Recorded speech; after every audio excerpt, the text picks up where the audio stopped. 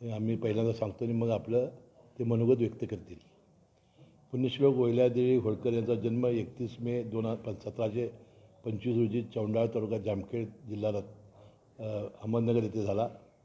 माळवा प्रांताचे सुभेदार मल्हारराव होळकर यांच्या त्या सुनबाई होत्या. त्यांचे सुपुत्र खंडेराव होळकर त्यांच्या त्या पत्नी होत.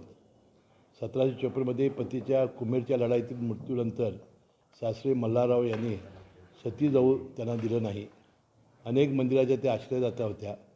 रोज जनता दरबार भरवणाऱ्या त्या जलकल्याणकारी राणी होत्या.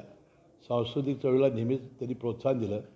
शेती व शेतकऱ्यांच्या उद्धारात फार मोठे योगदान त्यांनी दिलं. अनिष्ट चालीरीती व अंधश्रद्धेला त्यांनी कठोर विरोध केला. सर्व जाती धर्माशी आपल्याशा वाटणाऱ्या अहिल्याबाईंची प्राणज्योत 17व्या वर्षी मावळली. वाबगाव जिल्हा पुणे येथील होळकरांचा भुईकोट किल्ला महाराजा यशवंतराव होळकर यांचे हे जन्मठिकाण. सुभेदार मल्हारराव होळकर यांनी हा किल्ला बांधला. किल्ल्याचे ऐतिहासिक महत्त्व फार मोठे आहे आणि पुण्यश्लोक अहिल्यादेवी होळकर यांचे 13वे वंशज श्रीमंत भूषणराजे होळकर हे आज आपल्या संमेलनात उपस्थित आहेत आणि ते आपले मनोगत आपल्याजवळ व्यक्त करणार आहेत. आज विशेष करून मला आपल्या सगळ्यांच्या समोर एक विषय महत्त्वाचा जो मांडायचा आहे, मी अगदी थोडक्यात मांडेन. पुणे जिल्ह्यामध्ये खेड तालुक्यामध्ये राजगुरुनगरच्या जवळ वाबगावचा किल्ला आहे. हा एक जुना ऐतिहासिक भुईकोट किल्ला असून आमच्या होळकरांचं ते मूळ गाव.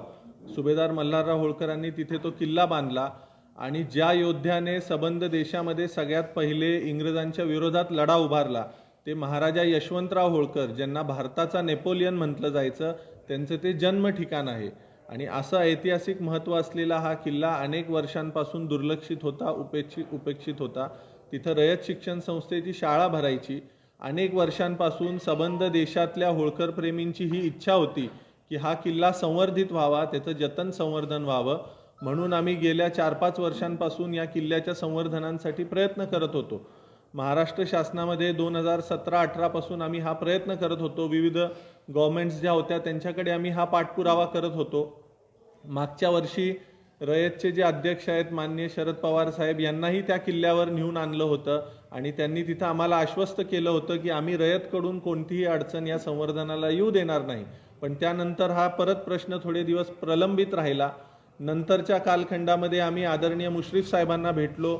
मुश्रीफ साहेबांच्या माध्यमातून आम्ही आदरणीय दादांना भेटलो. दादा उपमुख्यमंत्री झालेले होते, पुण्याचे पालकमंत्री सुद्धा आहेत. दादांच्या जवळ ज्या वेळेला आम्ही हा प्रश्न किल्ल्याचा मांडला की अनेक वर्षांपासून देशातल्या सगळ्या होळकर प्रेमींची भावना या किल्ल्याला जुडलेली आहे, पण दादा याचं संवर्धन होत नाही. आणि असा ऐतिहासिक महत्त्व असलेला किल्ला, आपण सगळेजण चौंडीला जातो, चौंडीच्याच बरोबरीने ह्या किल्ल्यामध्ये सुद्धा अहिल्यादेवींचं वास्तव्य झालेलं आहे. अनेक घराण्यातल्या वंशजांचं तिथं वास्तव्य झालेलं आहे आणि म्हणून हा किल्ला कुठेतरी संवर्धित झाला पाहिजे. दादांनी आणि मुश्रीफ साहेबांनी ही गोष्ट मनावर घेतली आणि मी त्यांचं अभिनंदन इथं करू इच्छितो की त्यांच्या प्रयत्नातून दादांनी मोजून 3 दिवसामध्ये या किल्ल्याच्या जो संवर्धनाचा मार्ग मोकळा करून दिलेला आहे. या किल्ल्याच्या संवर्धनासाठी एकूण 25 कोटीचं एस्टिमेट आहे, पण त्याचा जो पहिला टप्पा आहे 7,20,00,000 रुपये दादांनी ह्याला निधी मंजूर करून दिला जिल्हा नियोजनमधून आणि त्याचे आता टेंडर सुद्धा फ्लोट झालेले आहेत. त्याचं काम 6 जानेवारीपासून चालू होणार आहे. आता 6 जानेवारीच का, तर 6 जानेवारी हा महाराजा यशवंतराव होळकर यांचा राज्याभिषेक दिन आहे. छत्रपती शिवाजी महाराजांच्या नंतर स्वतःला राज्याभिषेक करून घेणारा महाराष्ट्राच्या भूमीतला हा एक वीर योद्धा होता, ज्याने इंग्रजांच्या विरोधात लढा उभारला. आणि म्हणून प्रत्येक वर्षी 6 जानेवारीला आपण वाबगावच्या किल्ल्यावर त्यांचा हा राज्याभिषेक दिन साजरा करतो. हा कोणताही राजकीय कार्यक्रम नसतो, सर्वांसाठी हा कार्यक्रम ओपन असतो आणि ह्याच कार्यक्रमाच्या निमित्तानं ह्या कामाचं भूमिपूजन आपल्याला तिथं करायचं आहे. मी अजून एक गोष्ट आपल्या सर्वांना सांगू इच्छितो की वाबगावकडे जाणारा जो रस्ता आहे त्याला सुद्धा माननीय अजितदादांच्या प्रयत्नातून 240 कोटीचा निधी तिथले जे स्थानिक आमदार आहेत दिलीपराव मोहिते पाटील साहेब त्यांनी मंजूर करून आणलेला आहे. त्यामुळं वाबगावच्या किल्ल्याचा जो प्रश्न आहे संवर्धनाचा आणि त्याचबरोबर त्याच्या कनेक्टिव्हिटीचा, हे दोन्ही प्रश्न अगदी कमी वेळेत तातडीने मार्गी लावल्याबद्दल आणि सबंध देशातल्या होळकर प्रेमींच्या भावनेचा आदर केल्याबद्दल मी माननीय उपमुख्यमंत्री अजितदादा आणि माननीय मुश्रीफ साहेबांचे अभिनंदन करू इच्छितो. आणि या माध्यमातून मी आज त्यांना इथं इन्व्हिटेशन द्यायला आलो होतो की आपण या 6 जानेवारीच्या कार्यक्रमाला तिथं किल्ल्यावर उपस्थित राहावं आणि त्या किल्ल्याचे जे संवर्धनाचं काम सुरू होणार आहे त्याचं आपण सगळ्यांच्या उपस्थितीमध्ये त्याची सुरुवात व्हावी, सगळ्या समाज बांधवांच्या उपस्थितीमध्ये त्याची सुरुवात व्हावी. धन्यवाद. आता आपले काही प्रश्न असतील आपण विचारा.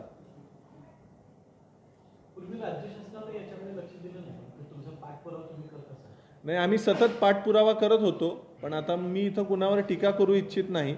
ज्यांनी त्यांच्या काळामध्ये प्रयत्न केले, पण ते ज्या वेळेला व्हायचं होतं आणि आपण ज्याला म्हणतो की एक इच्छाशक्ती ती दादांनी दाखवली आणि ते अगदी चांगल्या पद्धतीनं काम मार्गी लागलं.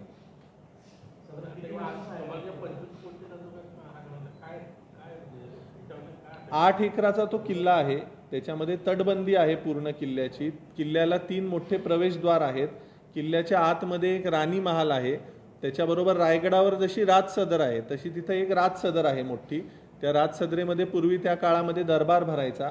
तर ह्या पूर्ण किल्ल्याच्या तटाचं जी भिंत पडतीये त्या भिंतीची डागडुजी असेल, राणी महालाची डागडुजी असेल, राजसदरेची डागडुजी असेल, त्याचबरोबर किल्ल्यामध्ये लाइटिंग व्यवस्था आणि ज्या काही गोष्टी त्या वेळेला होत्या त्या पद्धतीनं त्याचं काम करण्यासाठी हा निधी दिलेला आहे. हो, पुरातत्व खात्याच्याच माध्यमातून याचं संवर्धन होणार आहे.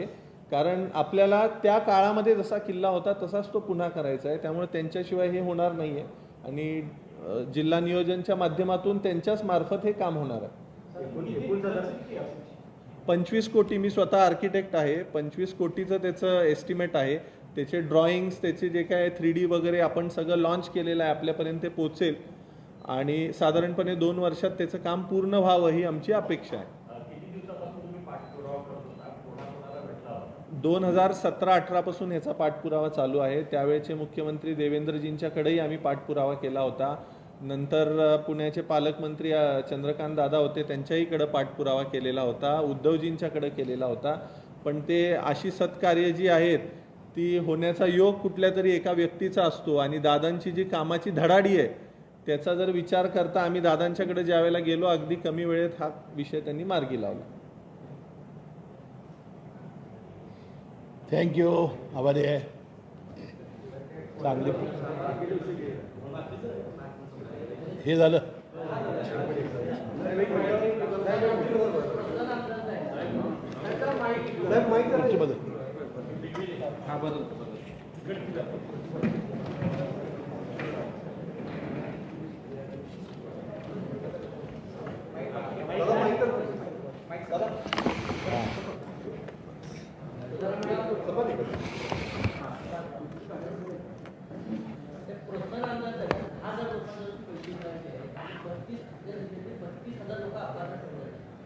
या प्रोत्साहन अनुदानामध्ये झालं आहे काय की 3 वर्षाचं पीक कर्ज घ्यावं आणि त्यातलं किमान 2 वर्ष त्यांनी नियमित परतफेड केलेली असावी अशी ज्यावेळी ही योजना जाहीर झाली त्यामुळं ती अट होती.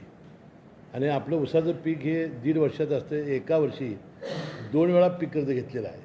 ती तांत्रिक बाब आलेली आहे. परवा मुख्यमंत्री आणि उपमुख्यमंत्री महोदयांच्या निदर्शनास ही बाब आम्ही आणलेली आहे. आणि परवा मुख्यमंत्र्यांमध्ये भाषण करताना ज्यावेळा परवा विधानसभेमध्ये त्याने अवकाळीग्रस्त आणि सर्व शेतकऱ्यांना दिलासा देण्याचं भाषण केलं, त्यामध्ये याचा उल्लेख करून ते सगळ्यांना मिळेल अशा प्रकारचं आश्वासित केलेलं आहे. मला वाटतं हे सगळ्यांना मिळेल आता लवकरात लवकर. नाही, पात्र ठरलेल्या आणि अपात्र ठरलेल्या या सगळ्यांना लवकरात लवकर हा निधी मिळेल.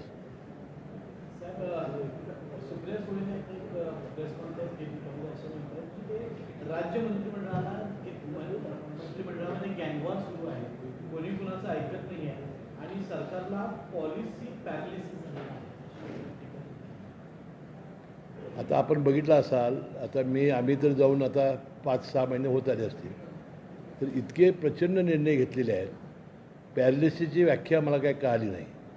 म्हणजे इतके मोठे निर्णय घेऊनसुद्धा जर अशी टीका होणार तर विरोधकांचं एक काम आहे टीका करणं.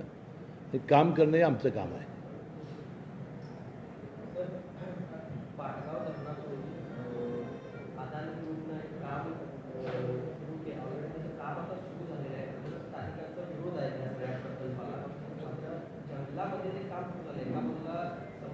विभागाच्या अधिकारी म्हणतात तसं कोणतंही काम नाही किंवा तशा कालपासून मला 2 शिष्टमंडळ भेटली. काल एक शिष्टमंडळ भेटलं, आज एक शिष्टमंडळ भेटलं.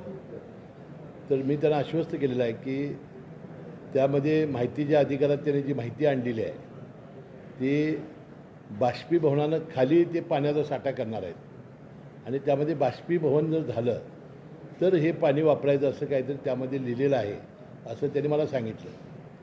आता पाटगावचं पाणी कमी होणार नाही एवढी खबरदारी जिल्ह्याचे लोकप्रतिनिधी म्हणून आम्हाला घ्यावीच लागेल.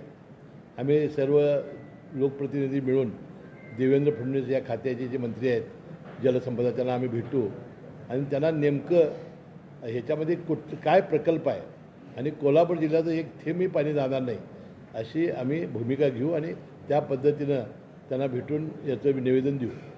बऱ्यापैकी त्या कामाला सुरुवात देखील झालेली आहे. आपला विरोध आहे गेल्या काही दिवसांपासून उदरगडमध्ये आंदोलन देखील सुरू आहे. काल तुम्हाला 2 निवेदन दिली, मात्र कुठेतरी उशीर होत असं वाटत नाही का? कारण तो प्रकल्प आता कुठेतरी तिथं त्या ठिकाणी त्याचं नाही, आता एक कोकणात प्रकल्प चालू आहे असं समजा आम्हाला.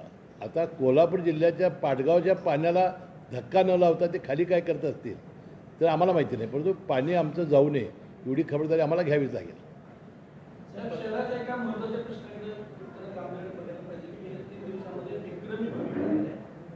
कुटुंब शहर बनलेलं आहे. अशा वेळी भाविकांना जी टॉयलेटची व्यवस्था आहे की नाही आहे ती 7-8 ठिकाणी टॉयलेट आहे तर ती बंद आहे. यासाठी काहीतरी करणं गरजेचं आहे. आम्ही स्पॉट रिपोर्टिंग केल्यानंतर हा प्रकर्षाने उद्भवलेला प्रश्न तर ठीक आहे. आता मी शुक्रवारी 11 ते 1 मी आता आढावा बैठक घेणार आहे महानगरपालिकेची आणि त्यानंतर पत्रकार परिषद घेणार आहे. तुम्हाला संपूर्णपणानं महानगरपालिकेचं 2-2.5 तासामध्ये सर्व आढावा घेऊन जे आपले मूलभूत आणि जे लोकांना समस्या भेडसावणारे प्रश्न आहेत ते निश्चित मी मार्गी लावेन. त्याचाही मी आढावा घेईन. तर सुनील केदारांच्या निलंबनावरून काँग्रेस का आक्रमक झाले? भाजप दुर्गती भूमिका घेत आहे. कारण या अगोदर जे आमदार खासदार यांच्या बाबतीत जे घडलं त्याच्या बाबतीत मात्र भाजपनं काही ॲक्शन घेतली नाही. मात्र सुनील केदार यांच्या बाबतीत जिल्हा सत्र न्यायालयाने जो निकाल दिला त्याच्याविरोधात अपील करायच्या अगोदर त्यांचं निलंबन केलं. नाही, आता त्यांनी काय करावं मला माहिती नाही, परंतु 5 वर्षाची शिक्षा झाल्यामुळं त्यांचं 2 वर्षाची शिक्षा झाली त्याच्यापेक्षा जास्त आमदारकी किंवा खासदारकी जाते एवढं मला माहिती आहे. आता ॲक्च्युली हे अपील केल्यानंतर थांबायचं असतं काय थांबायचं नसतं याची मला माहिती नाही, परंतु आता जे आता आलेलं आहे त्यांनी आता उच्च न्यायालयात जावं.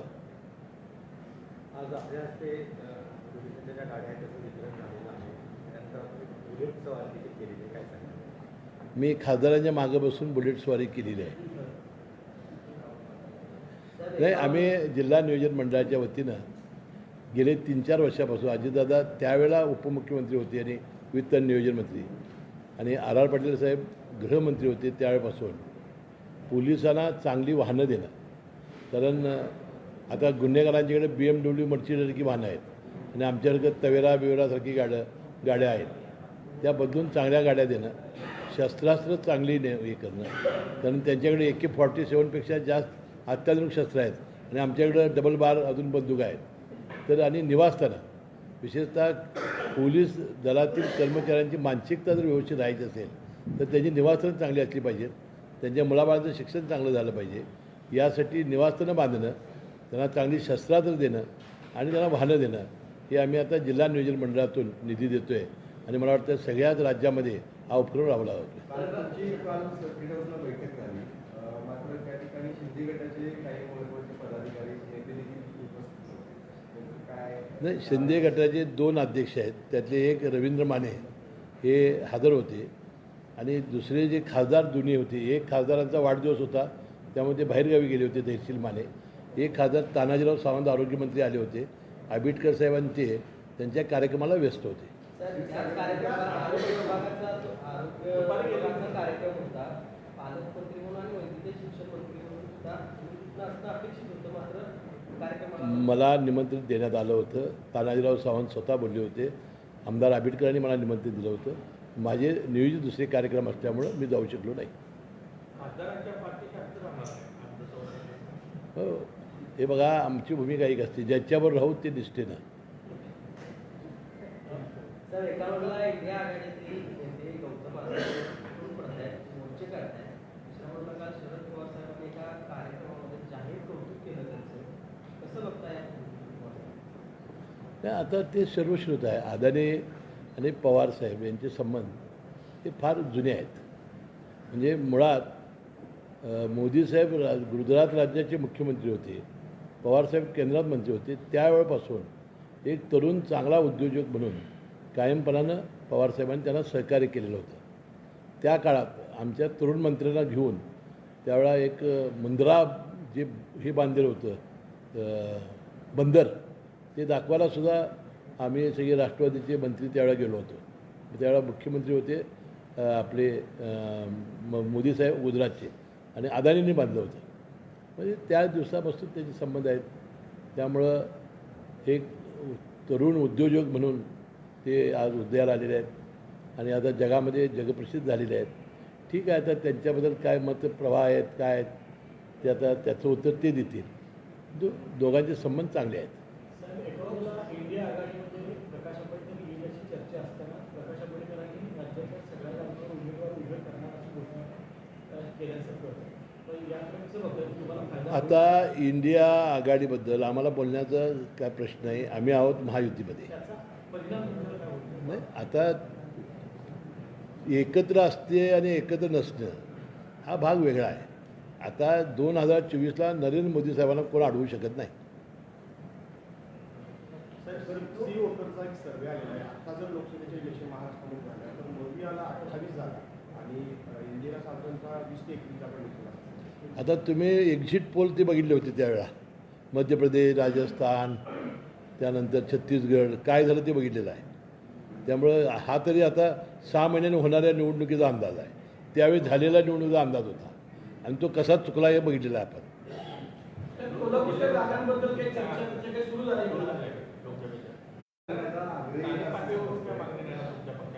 आमच्या राष्ट्रवादीकडनं मधल्या काळामध्ये तुम्ही त्यांच्या संपर्कात होता, त्यांची जवळीक देखील वाढलेली होती. त्यामुळं भाजपची तुमची वाढलेल्या जवळीकीची चर्चा होती. आता तुम्ही जाहीरपणानं अजितदादांचं कौतुक करताय, त्या त्यांना भेटलो की त्यावेळी, पण अजितदादांनी काम केलं, सुरक्षितपणे काम केलं, अशा पद्धतीचा दावा करताय. काय नेमका अर्थ आहे? नाही, सगळ्यात पहिले आपण एक गोष्ट समजून घेतली पाहिजे की कुठल्याही पक्षाचे नेते असले तरी त्यांचं बेसिक काम काय आहे, तर लोकांचे प्रश्न सोडवणे. ज्यावेळेला ते मुख्यमंत्री होते त्यावेळेला त्यांच्याकडेही आम्ही हे प्रश्न घेऊन गेलो होतो. आमची अपेक्षा होती की हे प्रश्न सोडवावे. त्यांच्याबद्दल आजही तितकाच आदर आहे. आज दादा उपमुख्यमंत्री झाल्यानंतर पुण्याचे पालकमंत्री झाले, त्यांच्या माध्यमातून हा प्रश्न सुटला, तर त्यांचंही कौतुक केलंच पाहिजे. जो काम करेल, आम्ही इथं आलो आहे माझ्या लोकांचे प्रश्न सोडवून घेण्यासाठी, आमची भूमिका नेहमीच ती राहिलेली आहे. जो आमचे प्रश्न सोडवेल त्याचं आम्ही निश्चित कौतुक करू. आणि शेवटी अजितदादा आणि देवेंद्र फडणवीस एकच आहेत. आता जरांगे पाटील ओबीसीमधनं आरक्षण मागताय, त्याला ओबीसी समाजाबद्दल विरोध आहे. काय तुम्हाला नाही, आता ही आजची प्रेस होती ती आपण या वापगावच्या विषयाला धरून घेतली होती. ओबीसीच्या विषयावर जे बोलायचं आहे ते मी 2 दिवसापूर्वी बोललेलो आहे. ते आपल्यापर्यंत आलंही असेल ही मी अपेक्षा ठेवतो. मला इतकंच म्हणायचं आहे की सर्वांनी, राज्यकर्त्यांनी आणि जे कोणी आंदोलनं करतायत त्या सगळ्यांनाच हेच सांगायचं आहे की ही शिवछत्रपतींची भूमी आहे, ही अहिल्यादेवींची भूमी आहे आणि ह्याची जी सामाजिक वीण आहे ती अशा पद्धती